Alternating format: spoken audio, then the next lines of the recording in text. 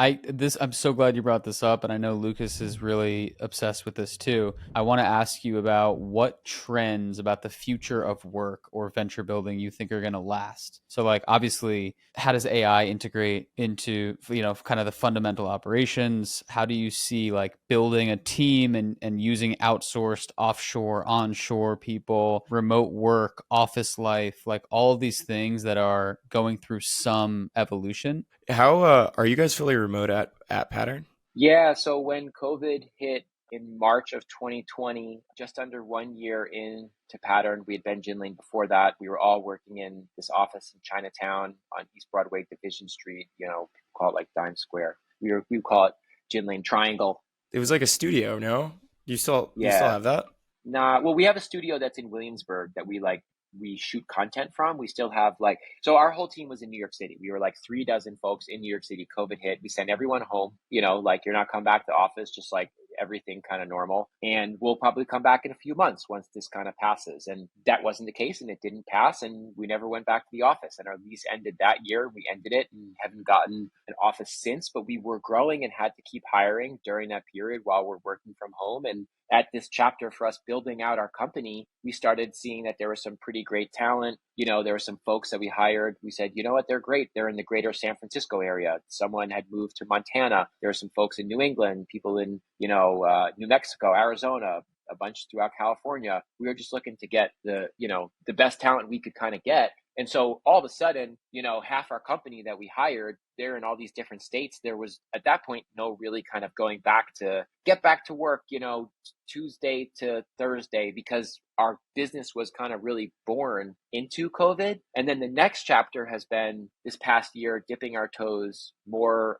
on the global side where, there's a lot of folks, there's talent, there's oceans, there's these startups that are popping up where they have great pockets of curated talent. They could be, engineers, designers, assistants, researchers, business managers, and you can just be introduced to great folks kind of all over the world. There's obviously different pockets where people specialize in different stuff in different places, and kind of dipping our toes in that water for some roles that we thought could make sense. Now we've got, people in many states across the US and people in many different states across the world. So as I kind of said in the document, Lucas, that you and I worked on at the end, there's pros and cons of it. I think like my assessment of where work goes is I freaking don't know. I was talking to someone about commercial real estate in New York and what's going to happen with that. Like those buildings are at really low capacity and have these pretty big leases in the next few years.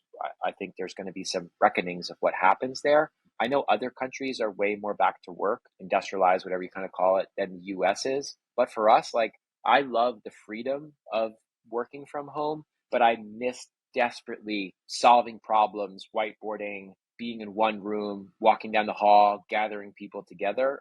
I very honestly and vulnerably do not know how to replicate that for multifaceted problem solving in-person conversations. It's something that we're trying to deal with. We have a very, very global company. I think 50% of our employees are outside the United States at this point. I'm in Portugal right now with our team out here doing an offsite. My recommendation is for anyone starting a business today, if you're in professional services, if you're in e-commerce technology, like it is a necessity to have a global workforce. That has implications for the US economy, which, for the past 10 years has really been driven by services and technology. And that's where a lot of job opportunity growth has been. But I think to be smart as a founder, you need to figure out how to diversify and leverage a global talent pool. But that means that you need to be extra organized from a project management and a culture building perspective. And it's not just like using Slack and Notion and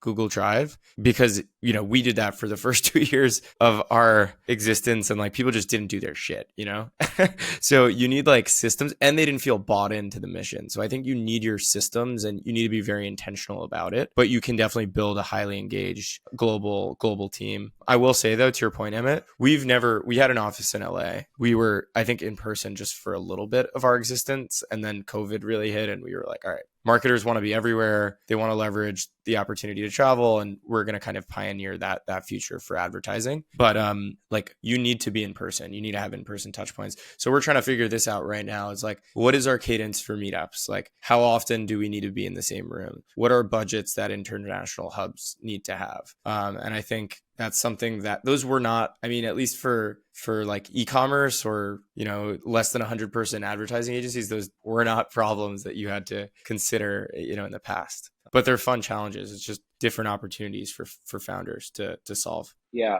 I, again, try to be smart of what I know and humble of what I don't. And I think I have no idea how it plays out for Pattern or for other folks. But I think that's the 50-50 ball. We're kind of going hard into the known unknown, I guess, and figuring out as we go, because I do think that we feel it's the best path for us as a business, but we got to figure it out as we go. And I think a lot of other businesses and people are figuring out as they go, and a rising tide raises all boats, as I said before, about like e-commerce and entrepreneur and operators. And I think the same thing is just being social creatures, knowledge sharing, looking at other information that's out there, and forming, you know, new foundational best practices. I think that stuff will more and more, I think, emerge. And right now, I'm just not trying to say like, do this or don't do this. I'm just trying to listen and absorb as much from other people that are out there trying to figure out 2023, 2024, you know, similar situations, as you said, sub 100, where it makes sense to have some people in different states, have some people in different countries. There's going to be a lot of different takes on it. And I think we just need to listen and figure out what's best for us.